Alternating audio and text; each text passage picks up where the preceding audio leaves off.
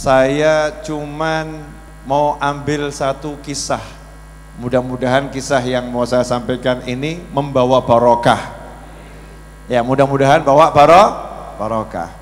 Kenapa kisah ini saya sampaikan? Karena akhir zaman ini kita sudah mulai lupa. Ya, akhir zaman ini kita sudah mulai lupa bahwasannya ilmu yang paling penting untuk dipelajari adalah ilmu tentang hal-hal yang wajib untuk dipelajari. Ilmu wudhu, ilmu sholat, ilmu puasa, ilmu zakat, ilmu haji, ilmu akidah. Itu adalah ilmu-ilmu yang paling penting untuk dipelajari. Tapi zaman sekarang kita sibuk menyampaikan hal-hal yang kurang perlu untuk disampaikan, menjelaskan hal-hal yang kurang perlu untuk dijelaskan. Kadang-kadang kalau ada khatib, ada ulama jelaskan masalah wudhu, maka langsung makomnya turun drastis. Wah, ini ulama kampung ini, ustadz kampung. Kalau jelasin wudhu namanya ustadz kampung. Kalau jelasinnya ma'rifatullah, Masya Allah, ini waliullah. Kalau udah bicaranya ilmu terbang, bukan rebana, bukan ya, ilmu terbang, bisa lihat yang gaib-gaib, ini waliullah. Apalagi bisa meramal, laku keras. Padahal kemarin udah saya ajarkan ya, cara meramal tahun 2021. Ya, zaman modern. Masih ingat gak pelajarannya saya sampaikan? Tapi jangan dipraktekkan. Nanti kalau kamu praktekkan bahaya, dosanya luar biasa. Buka kamar satu, siapkan kamera yang bagus, kemudian layar monitor yang cukup bisa kamu lihat dengan oke, speaker yang jelas, kemudian satu ruangan di depan, ruang tunggu pasien. Siapkan di situ juga mikrofon-mikrofon yang bagus dan satu asisten yang tidak dikenal orang sebagai asisten, berlagak jadi tamu, menginterogasi semua pasien yang datang. Dari mana Mas? Dari mana Mbak? Dari mana Bu? Tanya semua. Yang di dalam itu menyimak, melihat dan mencatat. Giliran yang jadi tamu tadi pasiennya masuk, langsung ini yang berlagak jadi ahli kasyaf tadi berkata, dari Madura ya? Masya Allah, kok tahu? Dari Solo ya? Tahu. Anaknya 5 lagi mau nambah 1 ya? Tahu, Masya Allah. Dikira kasyaf, dikira ahli meramal, padahal semua data itu hasil menyimak percakapan asisten bersama tamu menggunakan kemajuan teknologi tahun 2021. Tapi yang laku yang begini-begini. Akhir zaman ini yang dilihat oleh masyarakat yang modelnya begini-begini. Ikhwani rahimakumullah, Nabi Muhammad sallallahu alaihi wasallam diutus oleh Allah Subhanahu wa taala kepada kita semua. Allah nyatakan dalam Al-Quran, wa ma arsalnaka illa rahmatan lil alamin. Tidak aku utus engkau kecuali rahmat bagi jagat raya, bagi alam semesta. Kemudian yang kedua, Rasul juga bersabda SAW, innama bu'ithtu liutammima makarimal akhlak. Aku diutus untuk menjadikan akhlak yang sudah ada ini, yang baik-baik jadi sempurna. Yang baik-baik jadi sempurna. Kemudian dalam hadis yang lain Rasul bersabda, sesungguhnya aku diutus sebagai seorang pengajar, mualliman, sebagai seorang pengajar. Lantas apa yang diajarkan Nabi Muhammad sallallahu alaihi wasallam? Yang diajarkan Rasul cara sholat. Sallu kama ra'aitumuni usalli. Sampai Rasulullah SAW mempraktekkan sholat.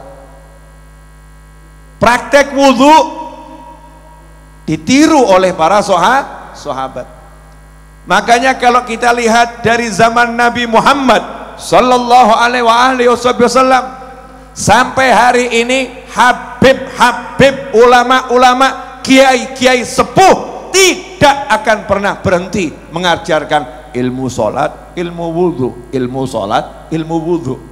Kadang-kadang kita kalau duduk agak jemu juga, kapan makrifahnya ini?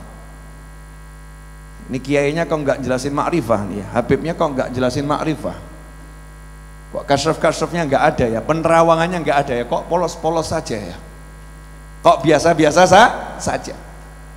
Kenapa? Karena afdhalul ilm, ilmu yang paling agung, yang paling utama ya ini ilmu sholat. Ilmu sholat ini Nabi menerimanya langsung dari Allah subhanahu wa ta'ala. Mi'raj dulu, mulai waktunya sholat ya, berapa jumlah sholat, berapa waktu sholat, Nabi menerimanya langsung dari Allah subhanahu wa ta'ala. Mi'raj di langit sana, di Sidratul Muntaha. Ilmu apa lagi? Ilmu wudhu yang berkaitan dengan sholat.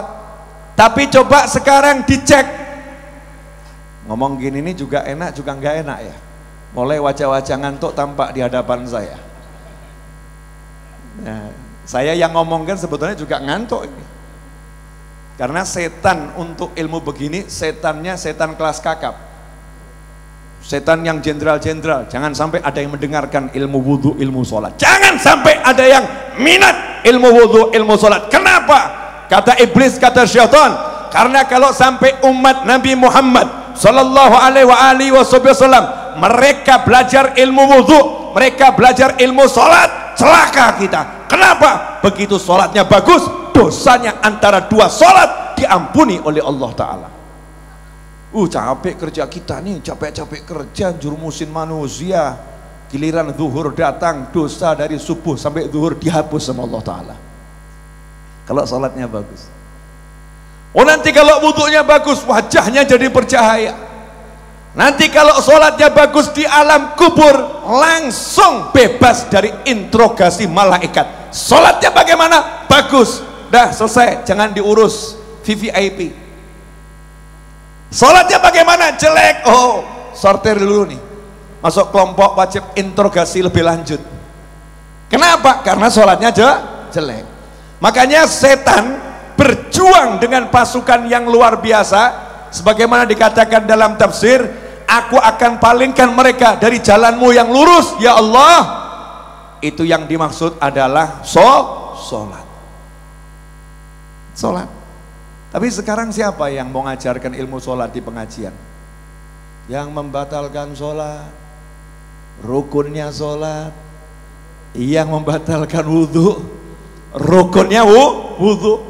Begitu ada habib bicara seperti ini, ustadz bicara seperti ini, kiai bicara seperti ini, labelnya habib kampung, ustadz kampung, kiai kampung, muallim,